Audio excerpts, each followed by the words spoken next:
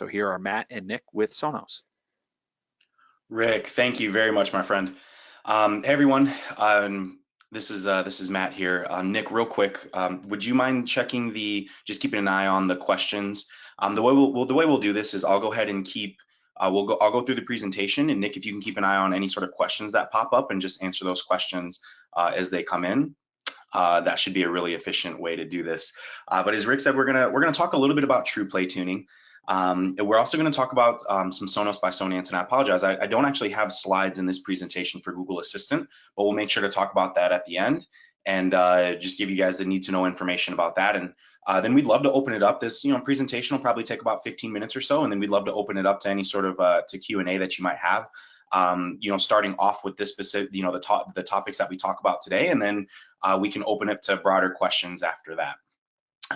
But let's start off with talking about TruePlay tuning. So TruePlay tuning, think about this. An artist, they're creating an album, they're creating a track, and they design that music to sound a specific way, right? They have these expensive mixing boards and microphones and padding on their walls to absorb sound. And I don't know about you all, but I do not have that inside of my house.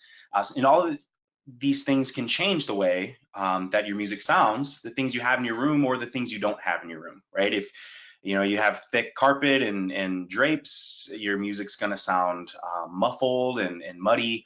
If you have hardwood floors and you don't have a lot of things on the wall, it can sound sharp and echoey. And that's where TruePlay tuning comes in. Now, we didn't go inventing a wheel here, right?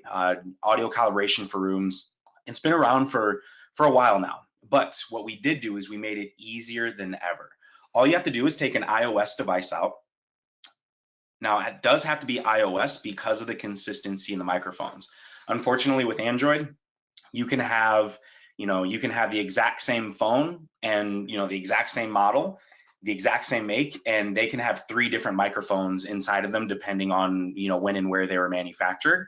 So it's hard to get a consistent reading from different microphones that have different quality.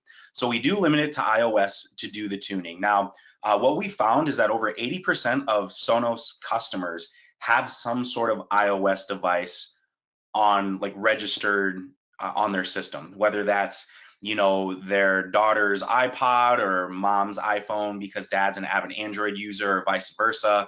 Maybe there are Android phones in the house, but they have an iPad laying around. You can use any iOS device. Basically, think of it any iOS device with like a touch screen on it. So iPod Touch, iPhone, or iPad to do the TruePlay tuning. And our software is just going to simply ask you to hold your iPhone at ear level, and it's going to make a pulsing sound. It's going to ask for you to walk around the room just waving it, right? Where it's going to make these pulsing sounds. It's going to sound like aliens are invading. And it only takes about a minute of your time or so to do the TruePlay tuning. Now, TruePlay tuning, we're not after smoke and mirrors here, right? You might notice a massive difference in one room, and you might not notice a big difference in the other room, just depending on how the room is set up and the environment that it's in. But the biggest thing with TruePlay tuning is that the idea of it, because you're probably not going to explain all of this to your clients, right? But the idea of this is that you can put your speakers in your client's home where they want their speakers, and it'll sound incredible. They don't have to try to figure out their room and the design of their room based around where their speaker needs to go, right? At my house, I put a Sonos One up on top of my refrigerator because my fiance doesn't want a lot of clutter on the countertops. So we can kind of you can work around where your Sonos fits best in your lifestyle, and you don't have to try to figure out how to make your lifestyle work around Sonos and around the music that you want inside of your home. Another quick plug before I move on to my next slide is this really is a differentiator for Sonos, right?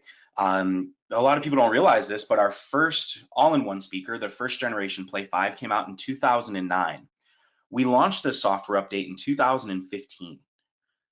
So you can have a 6-year-old speaker that you paid for once, right? You've never paid anything after that to Sonos, barring other speakers that you might have inside your home. And you're listening to music, and one day you wake up, there's a software update that takes about a minute of your time, and now your speaker sounds even better than the previous 6 years you've had your speaker. And that was a completely free software update, right? And that's one of the biggest promises of Sonos is, we're going to continue to make our products relevant over time with software updates, and they're going to be even better, 10 years from now than the day you purchased it. So TruePlay tuning was originally available on our all-in-one speakers to make music sound incredible, but we also TruePlay tune for home theater as well. And this software update came out maybe about a year or so, 8 months to a year or so after the original TruePlay tuning for our all-in-one speakers came out. Now TruePlay tuning, as we know, soundbars really rely on reflecting off of walls to give you an immersive experience. The great thing about TruePlay tuning is we'll tune the front 3 channels of your home theater system, whether that's beam, whether that's play bass or play bar. We'll also include your subwoofer in the tuning if you have that. And if you have surrounds, you're going to hear the tuning come through that as well. So you're going to hear it start in the left channel and go across our home theater product, and then you're going to hear the chirping sound through the back 2 channels, and it's going to just kind of encircle you in the space that you're listening to your home theater. So as I mentioned, we rely on walls to reflect and deliver an immersive experience. And what's great about TruePlay tuning Sonos is we tune not only for exactly what you're supposed to hear, but we tune for exactly when you're supposed to hear it. So you hear exactly what you're supposed to hear when you're supposed to hear it, and that really delivers that immersive home theater experience inside of your home. So TruePlay tuning is as I mentioned, a completely free software update that tunes home theater, it tunes music, and you get the most accurate sound possible. Now, we want to talk about Sonos by Sonance, our new architectural partnership with Sonos, because we brought TruePlay tuning to this as well. Now, we have 3 different models. We have an in-wall model, we have an in-ceiling model, and an outdoor model as well.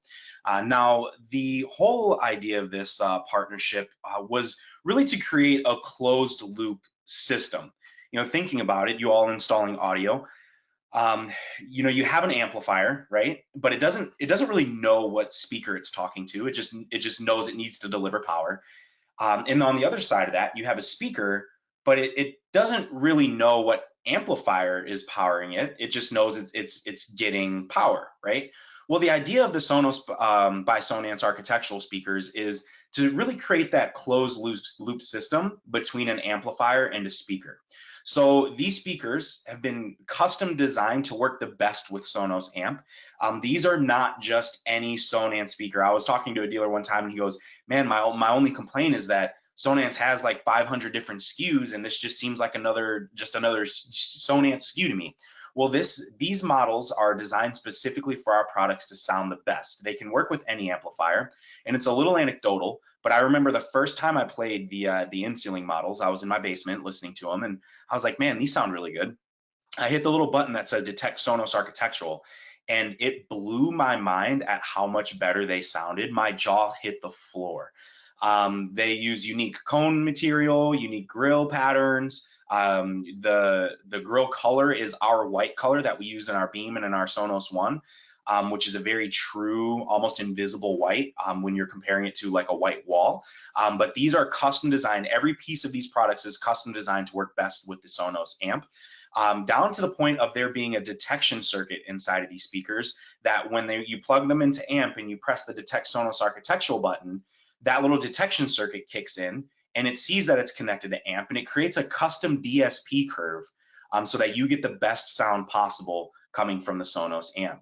Now, where this ties in with TruePlay tuning is the indoor models, the in-ceilings and in-walls, you can TruePlay tune as well. Because think about this, everyone, that the main reason people buy, the number one reason people buy architectural speakers is that they don't want to see their sound, right? They don't want to see any speakers anywhere. The number 2 reason people buy architectural speakers, because they have an odd shaped room and you can't really figure out how to best place sound in that space. Well, if you think about it, we really just nailed both of those things. We have amazing sounding architectural speakers, and they can be TruePlay tuned so that they sound as accurate to the space as possible, and you get the best music and movie experience in that living space. So TruePlay tuning, the indoor models of these, the in-ceilings and in-walls, can be TruePlay tuned, and it only takes about a minute of your time. As I mentioned, it's going to ask you to hold it at ear level where you mostly sit and watch your television, and then it's going to ask you to walk around your room when you're TruePlay tuning for home theater. So all you have to do is plug these into the amp, press the Detect Sonos Architectural button, and then we're going to walk you through the TruePlay tuning. It should take you less than, after you've done the install and the wire running and actually, putting the speaker in the wall or in the ceiling. The Detect Sonos Architectural and the TruePlay tuning should take just maybe 2 or 3 minutes of your time.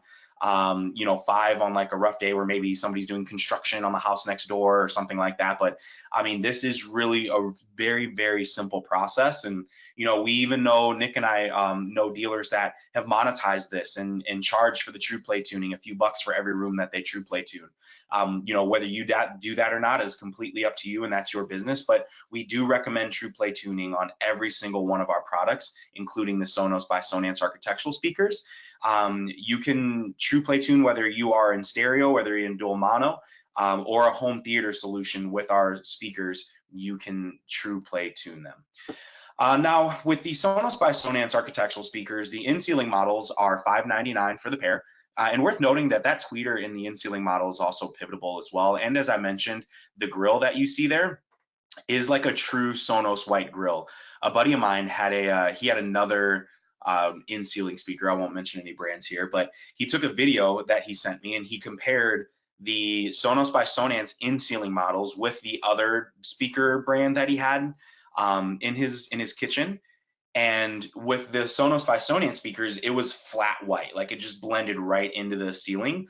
But the other grill, you can see the black material behind it, and it's one of those things that when you're looking at it, you don't really think about it. But once you compare it to the grill color of the Sonos by Sonance Sonos by Sonance speakers, I mean it's just like a night and day difference. But yeah, as I mentioned there, it's designed to work optimal with the Sonos amp. You can TruePlay tune this. And you can actually run up to 6 of these speakers off of one of our amps. And that is a unique feature to these in-ceiling speakers, is that you can run 3 pairs of them off of one amp because they are custom designed to match our impedance. So worth noting, if you have a scenario where your customer just, big wide open space and they're not going to want different music playing in that big open space, this is a great solution for them. And a great solution for you to sell as well. Now we also have the in-wall model, which is $599 a pair as well. And worth noting, these grills are paintable.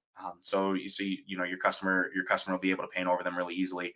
And this tweeter is also pivoting as well. But this is just gonna, is typical in-wall speaker. This will just install right into the wall, and you are ready to go with the in-wall models. This is a great solution for home theater. If your customer wants just some really clean, home theater speakers, put these in the wall. We'll mix the center channel into the right and left speaker so you get a really clear center channel image from our speakers. And then you can maybe do a pair of in-walls in the fronts, and then you could do in-ceilings as rears. And then you can TruePlay tune that 4.0. You can add our sub wirelessly for a 4.1 solution or another company's sub into the amplifier powering the fronts. And you can TruePlay tune the in-walls and in-ceilings. Worth noting, though, that if you plug another company's subwoofer into this system, that our TruePlay tuning won't take effect for that third-party sub. So just a little heads up for you there. But this is a great solution for your customer if they're just like, I want kick butt sound, and I don't want to see any of my speakers, and I want it to sound as accurate as it possibly can. Now, there's also an outdoor model that's available for the Sonos by Sonance architectural speakers. Unfortunately, you cannot TruePlay tune these outdoor speakers just because, unfortunately, it's hard to tell birds to shut up. So you do need the space to be quiet when you're TruePlay tuning, and it also does rely on walls to reflect and ping that experience. And you probably don't have walls on your outside, or else it wouldn't be outside anymore. So yeah, the outdoor speakers are available for you. Now we are getting ready to launch an update out for the Sonos amp that releases sort of, I guess the simple way to put it is it's taking a govern off of our amplifier that is going to push an additional 9 dB.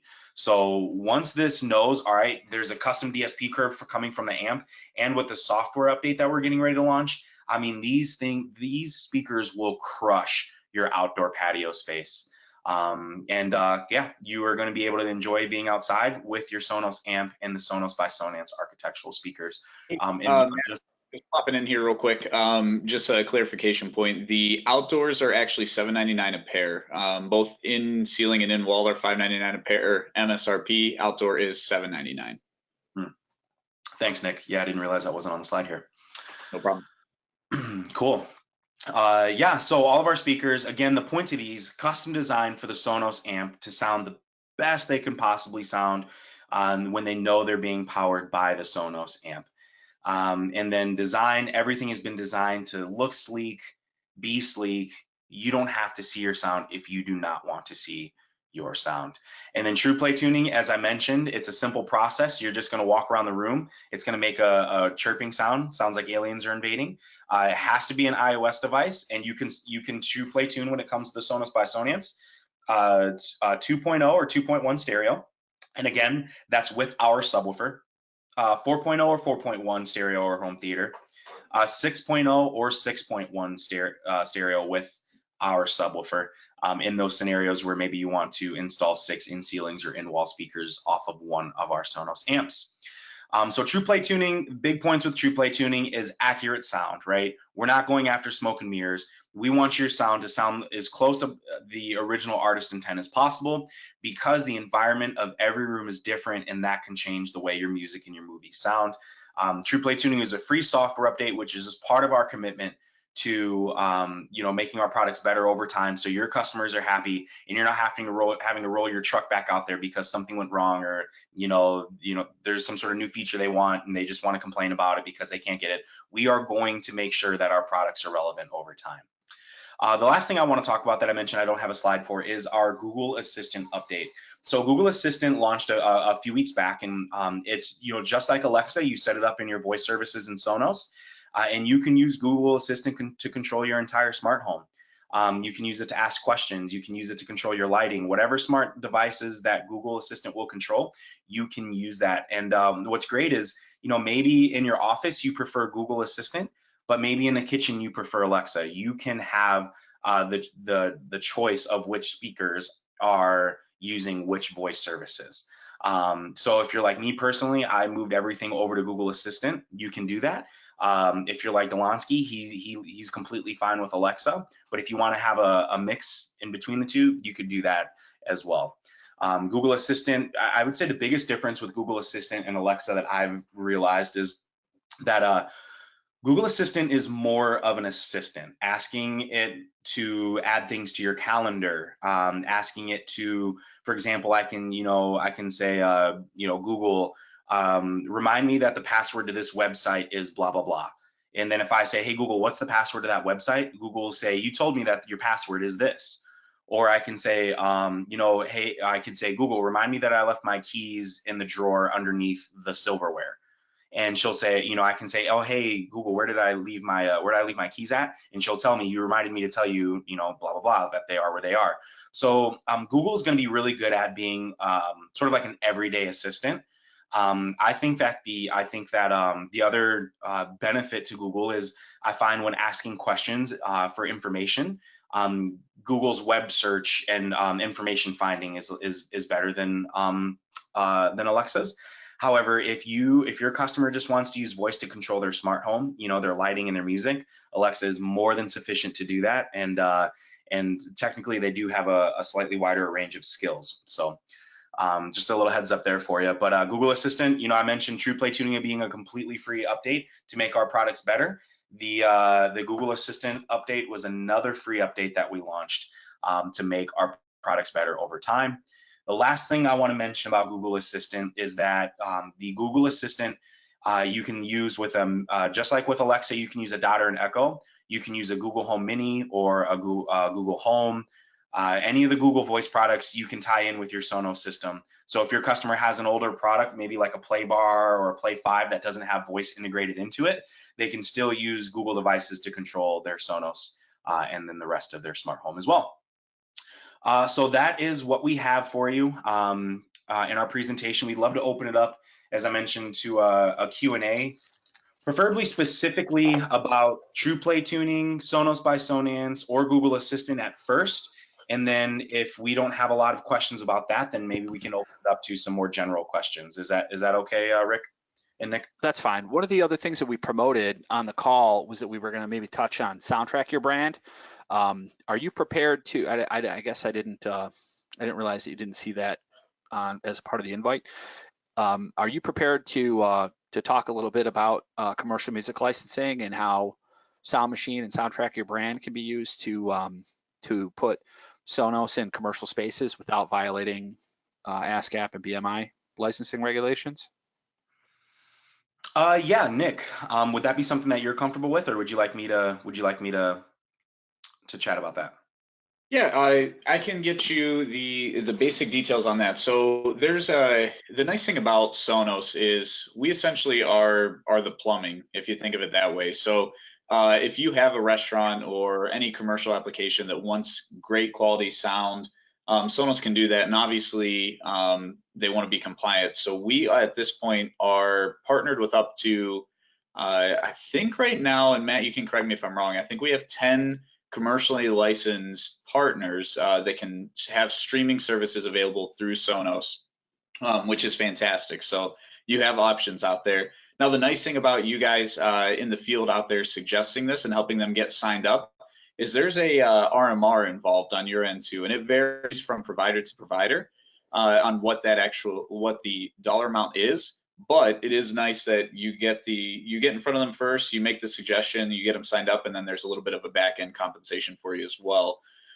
So that is available, and I know in past years that was one of the biggest concerns about Sonos in a commercial space was the support capabilities on the commercial licensed services. Beyond that, do we have any specific questions in regards to that? Nick, real quick, I just I do want to throw out with that is I think a really easy conversation with that is, you know, if people are using music, I mean these fees can be anywhere from a few $1,000s to, I mean, 6 figures depending on what songs they've used without licensing, how long they've been using it without licensing.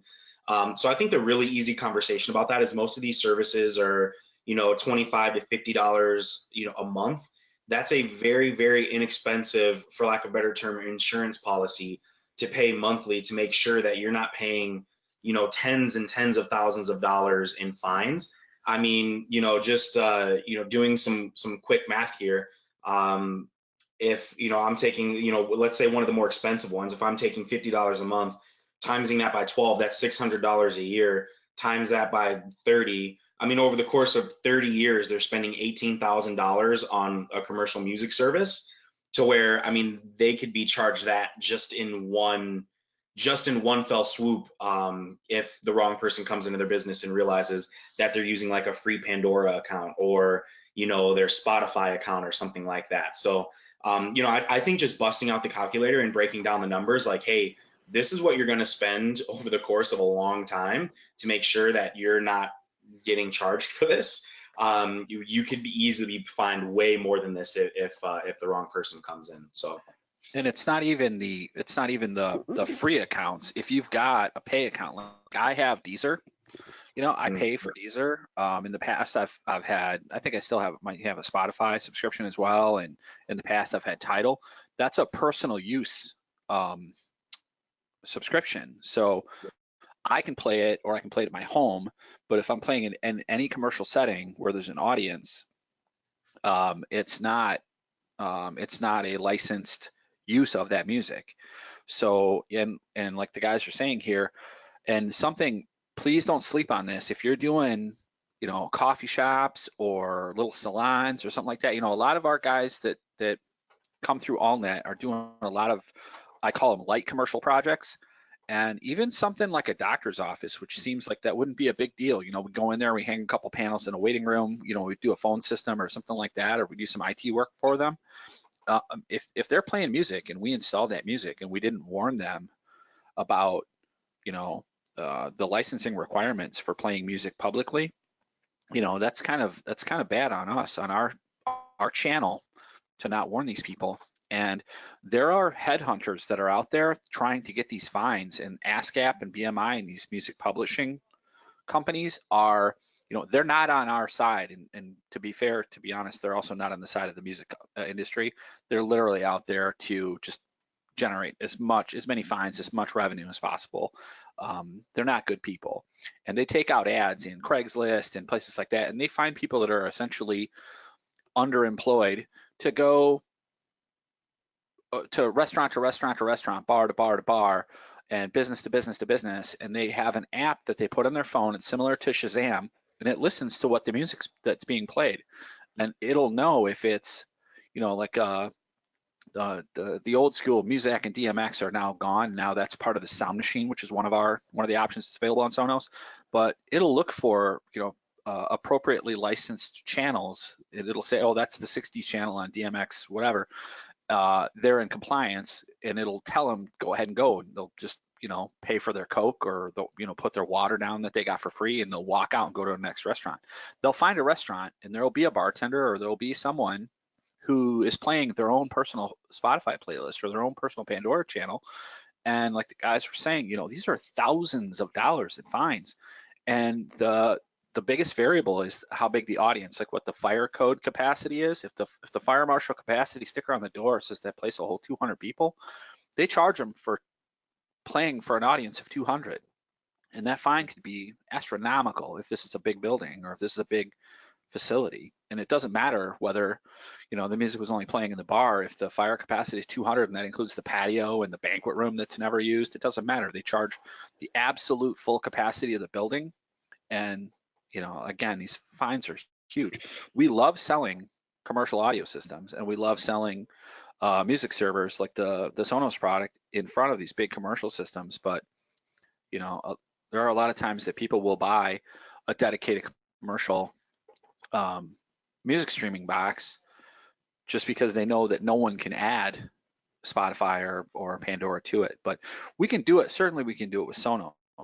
What we have to do is set it up and remove the other options, remove the other streaming services, and then not let instruct the management and the personnel, the staff at these places to not add their own music services to these, and only use the XM for Business or Sound Machine or this new Soundtracker brand.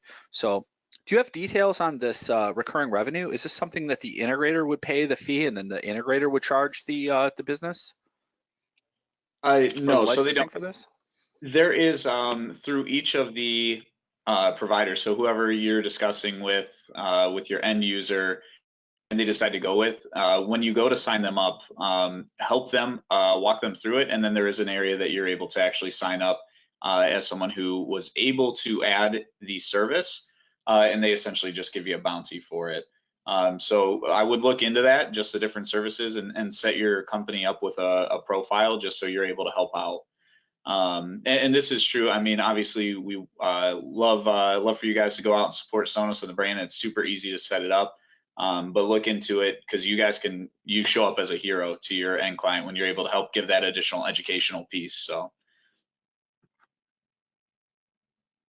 is there a list like on the web or somewhere where we can go show which commercial services are available? yeah, let me get that list together, and actually I can email that over to you, Rick, and then if you want to distribute, sure, I'd be happy to do that. For me to do it that. While we're taking questions, I can go ahead. I'll jump on my phone real quick and look that up. Maybe we can get something. We can give you all a website while we're answering some questions. And if we can't find it, then maybe we can do some digging for you, Rick. Is that okay? Yeah, that's perfect. Okay, and in the interim, we do have some questions here. So let me pull those aside and open the pane.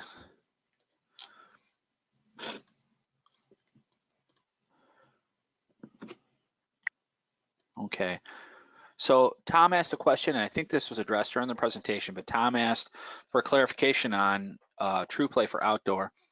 So the outdoor speakers, we said we could not do a custom DSP like with the with our iOS devices. But what was the detail on? You said that it recognizes that they're outdoor speakers and that it can apply some processing to them. Yep. So the outdoor speaker, it will recognize that they're outdoor speakers. And it will do, when you click the button in the app to detect architectural, it'll emit a high-pitched noise, and it will actually adjust the DSP curve. You just can't go in and enhance tune it through the full TruePlay functionality. So every speaker you set up from the architectural series will do a basic adjustment of the DSP curve, and then the indoor ones are the ones you can actually fine-tune through the full TruePlay setup. Okay.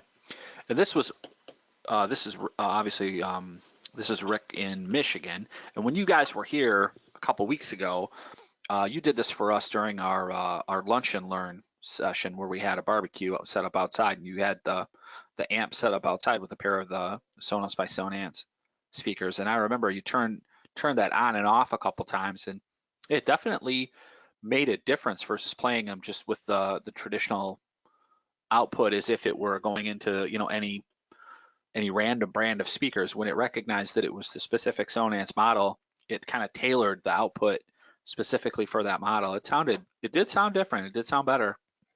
Yeah, So that's cool. So Robert is asking about the business music services. So Robert, we're definitely going to follow up with that, and hopefully we'll have some answers, something we can pull up. We've got about another 20 minutes here on the presentation slotted, so maybe we can find something and we can expand upon that part of the conversation. It looks like Lance is asking the exact same question, and you know, can I have more information? Can we have it sent to email? So I'll follow up with everyone on the business music services, and we will do that via email. Let me see here. Business music services.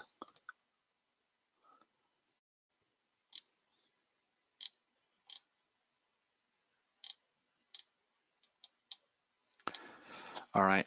Oh, one of the questions that came up, and I don't know if we want to touch on this today, but which models can and cannot use AirPlay 2? It seemed like there's the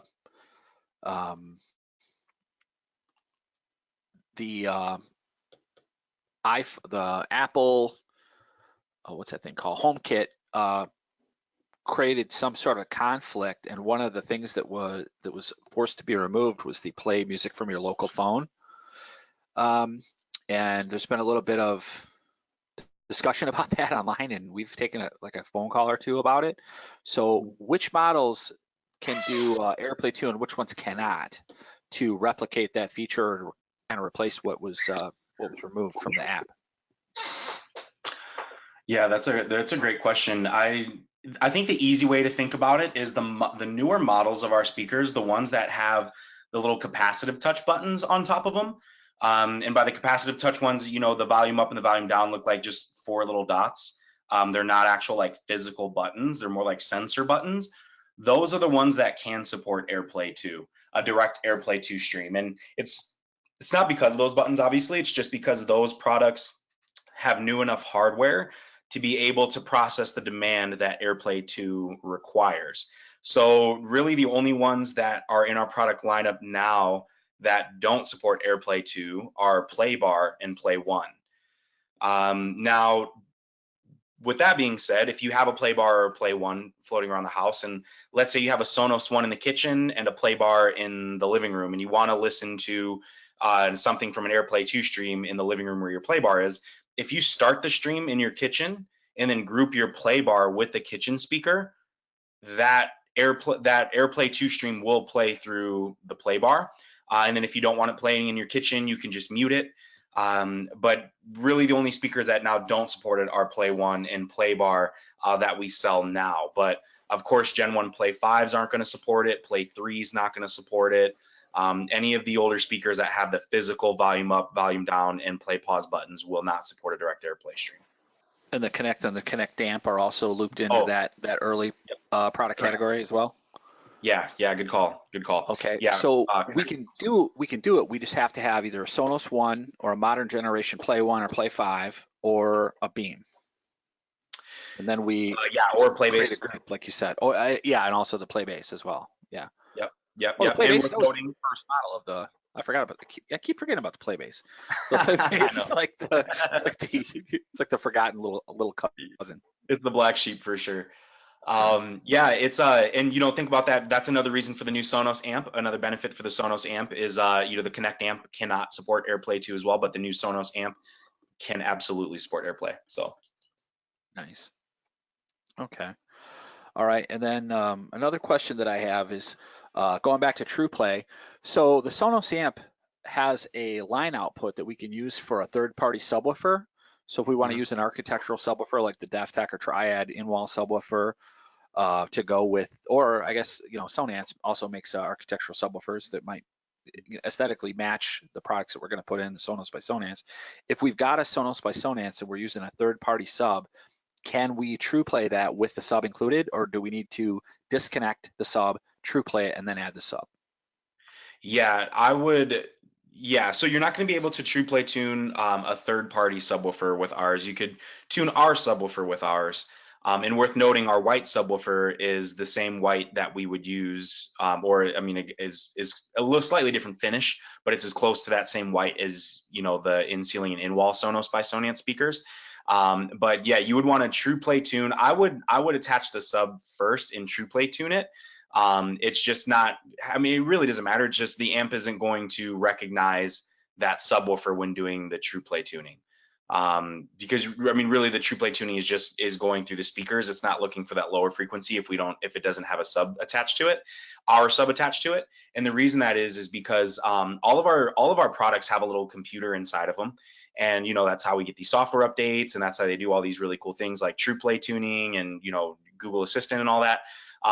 So that computer chip can talk back to your app, and they're having a two-way conversation to the product, which is then talking to the app, and they're having this conversation. When you have a third-party subwoofer, or just any regular architectural speakers that are not these Sonos by Sonance speakers, the amp doesn't know what it's powering, so it can't do the equalization that it has to do for the room. So in this case, if Okay. you had Sonos by Sonance, it knows what speakers it's talking to, so it can tune those speakers, but it doesn't know what subwoofer it's talking to. Okay. And it's obviously trying to replicate that target curve.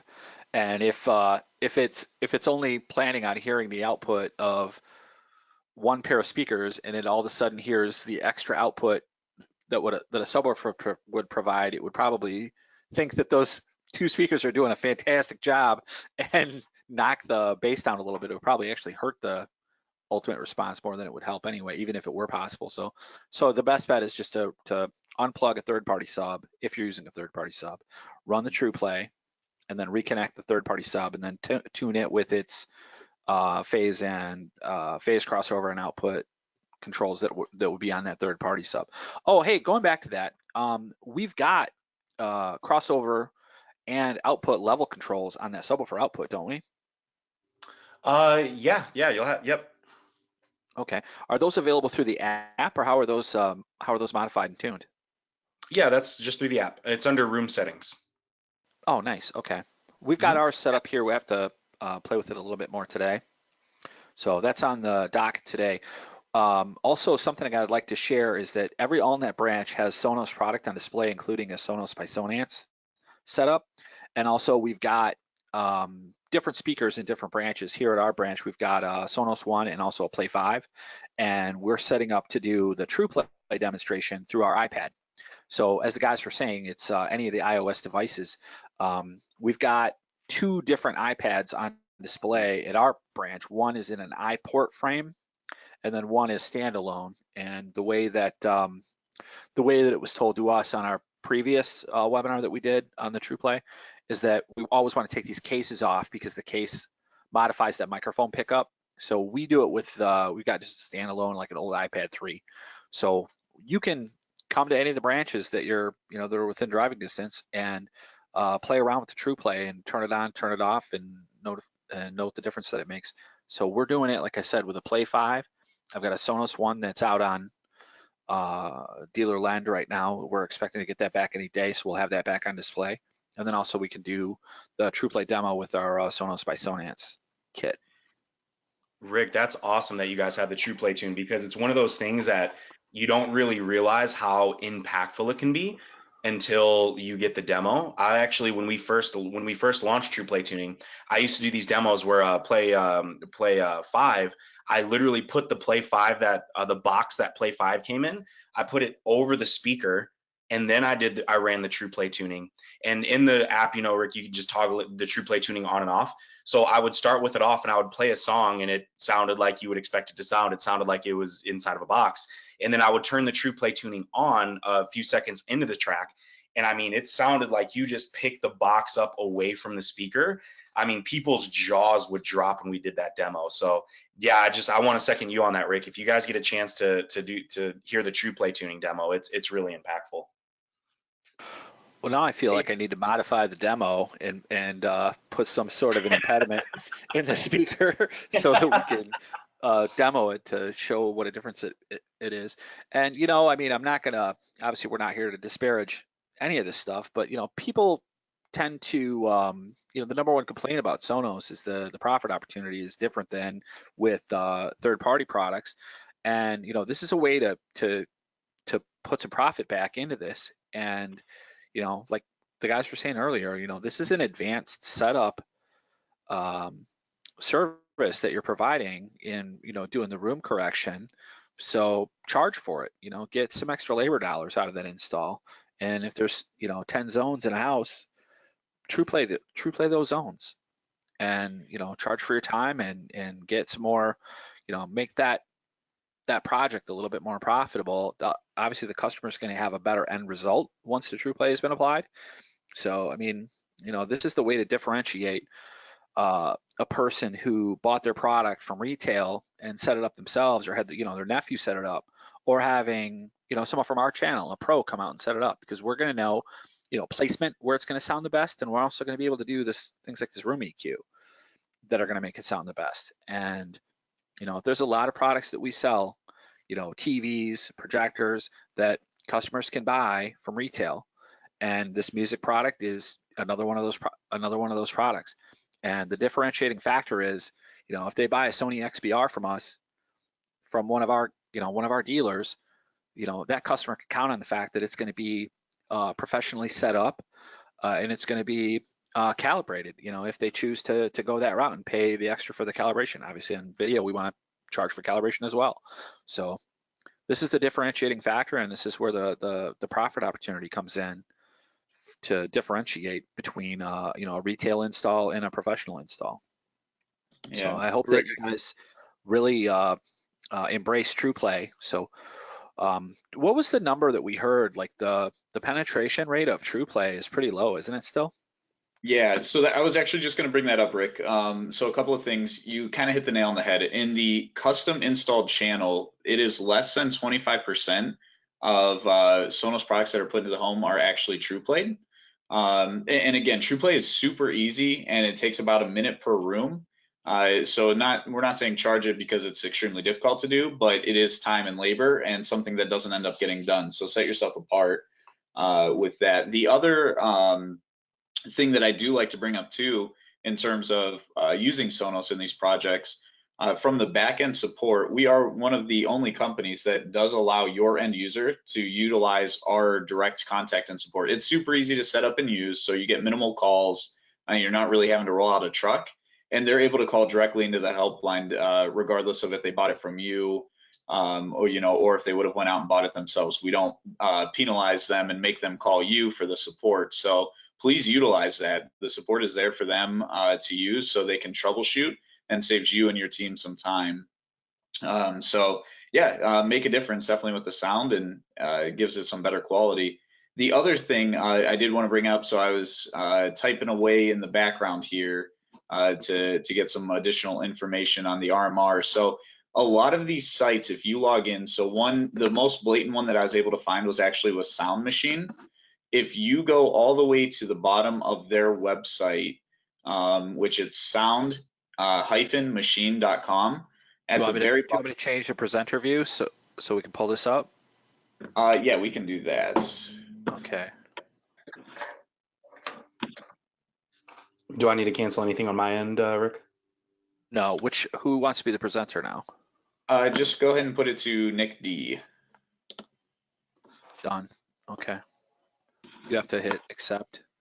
Yep, got it. Let's go with Chrome, show this window. Can you guys see my screen? Yeah. All right, so if you are at soundmachine.com, sound-machine.com, at the very bottom, there's a button that says Partner Program right here, and it brings you to this page. So you actually go and email them, smpartner@sound-machine.com, and they're able to help you get set up with the reoccurring income and the different music platforms that are available. And it seems like this is a fairly reasonably priced program as well, based on some of the plans that I was seeing. But make sure you sign up from there first. So Rockbot had one too. That was another one. There are a few others, and some of them you have to dig a little bit deeper to get set up as a partner. But most of them, if you go into the contact section, you're able to help get set up as a sales inquiry, and you're able to tell them that you're a custom integrator and you'd like to be part of their program. Okay, nice. Thanks for the follow-up Yeah. on that. Yeah, We'll assemble a list of links and I'll send that out to everyone who's registered for the event today. So, yeah, that sounds all right. perfect. Back to Q&A. I've got some more Q&As on TruePlay. So Robert's asking about where these DSP settings are saved. Is it specific to the iOS device or is it within each Sonos device? And the reason he's asking is, do we have to use the customer's iOS device, or is this something we can set up with the integrator? May have an iPad or something like that dedicated to doing programming and setup, and then they just transfer ownership, or they log in with the different credentials and then they forget that job when they go to the next job. Do they have to have a customer's device to turn this on and off, or is it just any device that has the credential can turn this on and off? Yeah, so the real quick, that there was a couple questions there. So the first one, Rick, was about the custom DSP curve, I believe, right? Yes. So the custom DSP curve that's automatically detected by the detection circuit inside of the speaker. So you can still go into the room settings and then go to EQ, and you can still change some things around if you want to customize the audio a little bit more. But the actual digital signal process is it's just a little circuit inside of the speaker that tells the amp, hey, I'm this speaker, and the amp says, okay, cool, I'm going to output this much power at this much impedance. And it does, to be honest with you, all sorts of black magic in the background that it's all just automatic. And you'll hear it as soon as you press that detect Sonos architectural button. You'll just hear that you'll hear that sort of like chirping sound for a second. The amp automatically changes the DSP curve to the speaker, and then it's ready to output that sound. Then as I mentioned on the back end, you can edit, you can adjust any sound that you would like to adjust in the EQ, which would be, different than the actual processing curve that we put on the speaker. And then as far as the TruePlay tuning question goes, and Rick, feel free to interrupt me if I'm skipping over anything.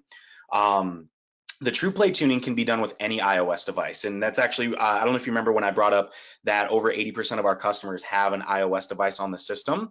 If you get that occasional customer that just refuses to have anything Apple in their home, none of the kids have it, the spouse doesn't have it, you can do the TruePlay tuning on your iPad or iPhone, and then the TruePlay tuning stays there. It's once that TruePlay tuning is done, it doesn't need to be done again unless they decide to move the speaker. So even if they move it from one corner of the room to the other corner of the room, they're going to want to re-TruePlay tune that speaker. And that's something to consider talking to them about and letting them know, hey, if you ever move the speaker and want me to redo the tuning, let me know. I'm happy to come and help you out, and whatever fee you feel is appropriate to charge, you charge that labor for it. But that's really the only time you'd ever need to read TruePlay tuning is if you're moving the speaker.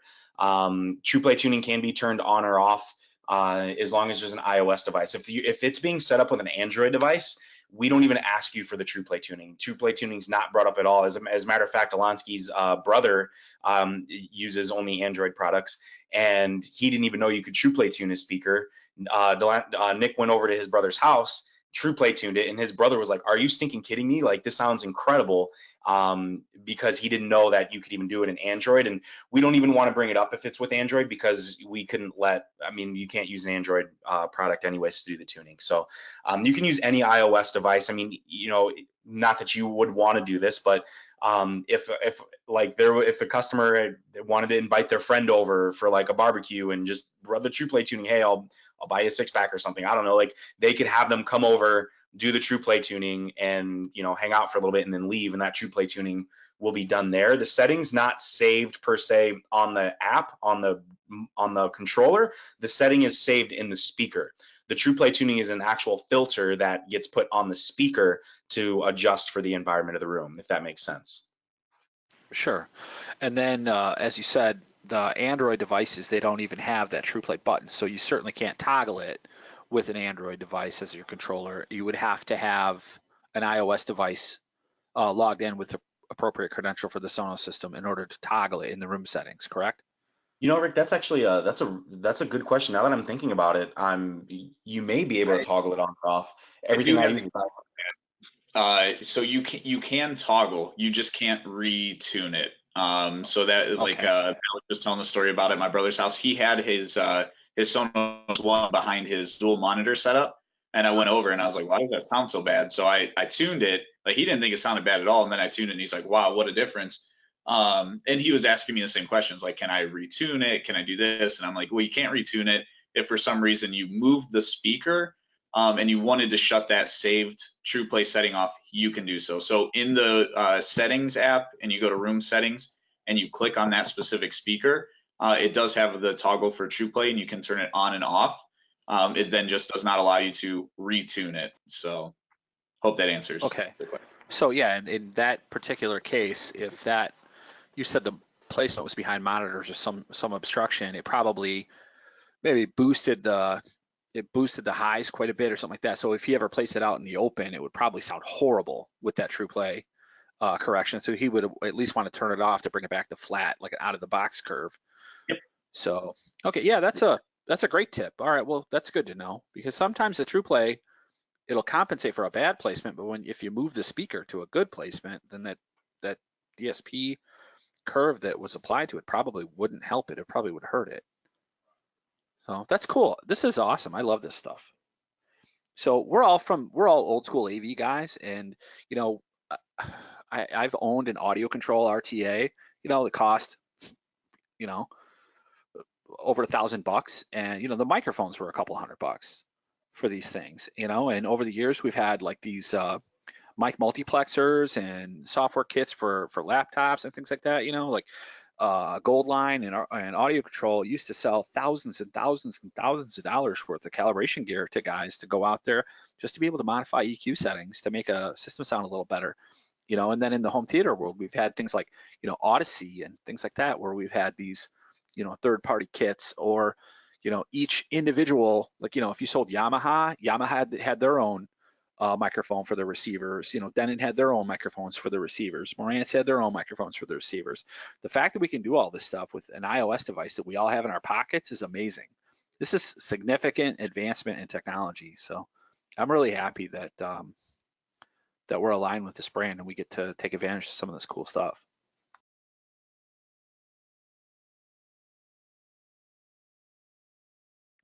Right on. All right. So Robert, your follow-up question, where's it saved? It was just addressed. It's absolutely saved in each speaker, or in the case of the architectural, it would be saved in the amplifier. And then what Nick's follow-up point was is that you can toggle it on or off with the customer's iOS device or the customer's Android device, and it would be under room settings. Okay, I'm rereading some of these questions to see if I have any more questions here. It looks like we've covered just about everything here. So everyone should expect an email from me, and I will share. I'll share the email addresses for the guys as well if you'd like to follow up with Nick and Matt. But I'll share the information on how to how to use the TruePlay, and then I'll also share the information on the commercial music services that we discussed today. If anyone has any additional questions on Google Assistant or Alexa integration, I'll see if I can find, there's a dedicated section on the Sonos site that talks about that. So I'll share that information as well, since those were the other topics that we discussed today. All right, if anyone has any more questions, please type them into the questions tab quickly. Otherwise, I think we're winding down here. Yeah, thank you, Robert. You're very welcome. Thanks for attending today. All right, thank you everyone for attending, and thanks to Matt and to Nick for coming on with us today on fairly short notice and giving this presentation. We're going to go ahead and end the webinar presentation now. All right, thanks everyone.